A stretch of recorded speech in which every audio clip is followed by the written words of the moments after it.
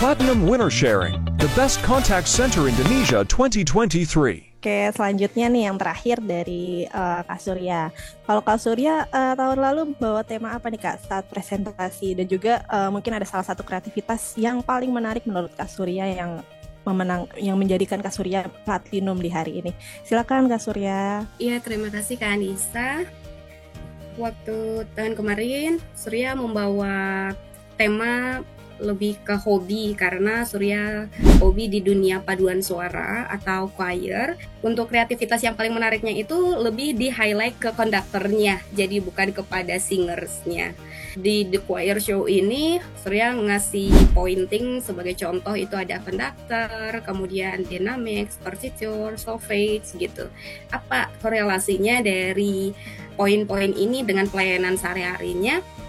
Pertama dari sisi tujuan dan tugas dari Bank Indonesia itu sendiri. Pertamanya bahwa Bank Indonesia tujuan utamanya tadinya mencapai dan memelihara kestabilan nilai rupiah, dan ini di Bank Indonesia sebagai regulator sifatnya tidak bisa berperan sendiri untuk mencapai tujuan tersebut. Oleh karena itu masyarakat, semua pihak di NKRI harus sama-sama melaksanakan regulasi yang ditetapkan oleh Bank Indonesia.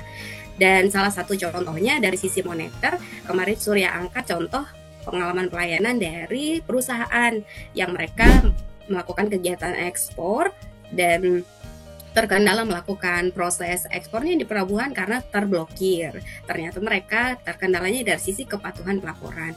Jadi yang ditanyakan ke customer service-nya itu minta tolong supaya dibuka blokirnya gitu. Disinilah kreativitas konduktornya itu sangat berperan.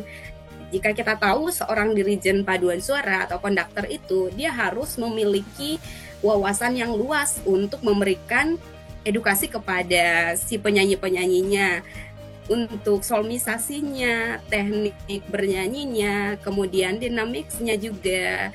Dan di dalam proses persiapan tersebut dibutuhkan alat-alat pendukung seperti partiture, ada buku lagu yang berisi notasi dan lirik. Begitu juga di dalam pelayanan saya sehari-hari, maka saya juga memiliki spreadsheet yang saya tadi sebutkan. Jadi saya mempunyai link khusus yang direct.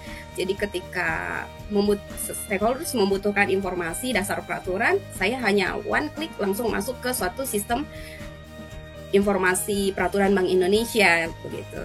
Itu dari sisi partiturnya. Kemudian si konduktor ini juga harus menjelaskan dan membantu si penyanyi-penyanyinya untuk menempatkan solmisasinya sesuai dengan nadanya. Karena kita tahu kalau choir itu ada sopran, alto, tenor, bass, dan kemudian mereka itu harus harmonis untuk menghasilkan suatu nyanyian yang merdu. Begitu juga.